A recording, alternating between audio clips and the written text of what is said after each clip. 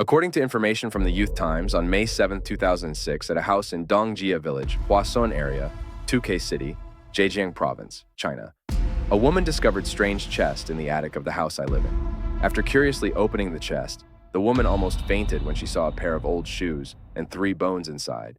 Police showed up and discovered a skull and remaining bones scattered on the roof wrapped in bags, a knife, and rotten clothes. In the suite, there was also an old business card with the name Hokkien Min printed on it. The investigation agency quickly determined that this could be the Ho family's son who went missing 10 years ago. The police quickly collected evidence and DNA to examine and determine the identity of the remains, and the result was as expected. The victim in the chest was Ho Kien Min. As soon as the case was announced, a few reporters went to the victim's house. Ho Kien Min's mother cried as she took them to her son's private room. The room is still clean, not like it has been abandoned by the owner for 10 years. Perhaps his mother cleaned and washed Ho Kien Min's clothes regularly, for fear that one day Kien Min would return and find the room full of dust and dirt. On the desk, there is also a photo of Ho Kien Min. Mrs. Ho wiped her tears and choked up and said, "Since the police informed me that my child had died, I have displayed this photo." Ho Kien Thu, the eldest brother in the family, told the press that Ho Kien Min was born in 1972 and joined the army in 1990. After leaving the army, Kien Min followed his uncle to work at the company.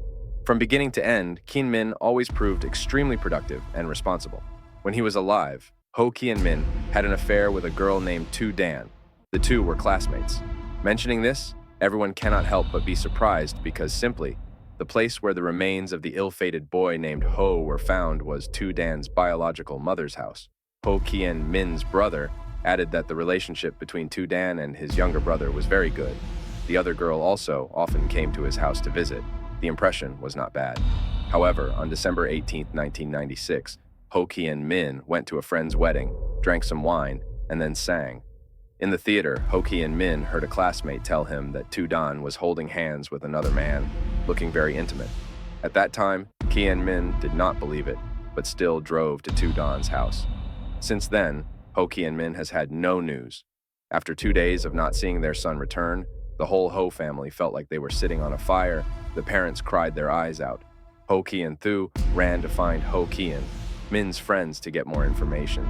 Ho Kien Min's friends also said they hadn't seen Ho Kien Min for several days. The last time they saw him drive to Tu Dan's house to ask if she had another man. Ho Kien Min met Tu Dan to ask. She admitted that Ho Kien Min met her. The two argued back and forth for a while, and then he left. Since then, Tu Dan has not seen Ho Kien Min again, and she is also constantly worried.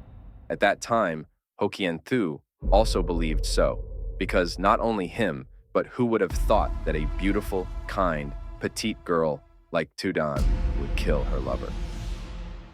Ho Kien Min brought disappointment home. After 72 hours, the family decided to report to the police.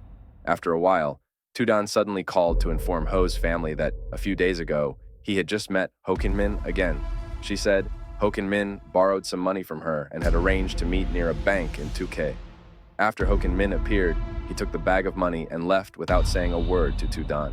Sometime later, Tu Dan called again to inform Ho Kien Min's family that he had met him in Hangzhou and was preparing to go to Guangzhou, hoping his family would come and stop Ho Kien Min. Hearing about their son, Ho Kien Min's parents and older brother immediately went to Hangzhou. They searched every corner of Hangzhou but could not find a trace of their son. The Ho family returned hopelessly to 2K. Not long after Ho Kien Min disappeared, Tu Dan called to announce that he was getting married. Ho Kien Min's mother expressed regret that she could not return to be his daughter-in-law, but still congratulated her, wishing Tu Dan a lifetime of peace and happiness. After 3 years without any viable results, Ho's family gave up.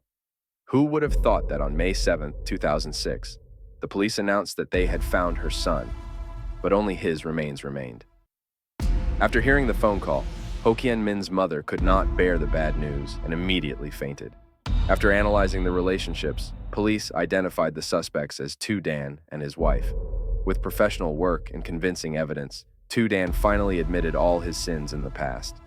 According to the testimony, that night, Ho Kien Min came to Tu Dan's house in a drunken state. He shouted angrily at Tu Dan, questioned why she dared to cuckold him, and then repeatedly said he wanted to die. After that, Ho Kian-min pulled out a bottle of sleeping pills that he didn't know how long he had prepared, took them, and fell asleep.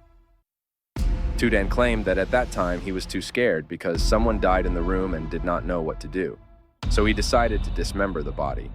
However, when asked about the details of the telephone wire appearing in the chest, Dan initially said it was used to strangle Ho Kian-min, but then changed it to tie up Ho Kian-min. From then until the following trials, Dan completely denied using the phone cord to strangle Ho Kian-min. The court had to record the testimony of using a telephone cord to tie Ho Kian-min's body because at that time, the body had completely decomposed, leaving only bones, so it was impossible to clearly determine the cause of death. Particularly when asked Dan's mother why no one noticed the stench during the stage of decomposition, everyone simultaneously declared, "At that time, my neighbors and I did indeed smell a stench. But because there is a river behind my house and a few restaurants nearby, everyone thinks it's the smell of leftover food. Even if I die, I don't think it's the smell of a decomposing body." On July 6, 2006, Dan was sentenced to death for intentional murder and compensated the victim's family 300,000 yuan. After receiving the verdict, Dan requested an appeal but was rejected by the court. The death penalty was still executed as from the beginning.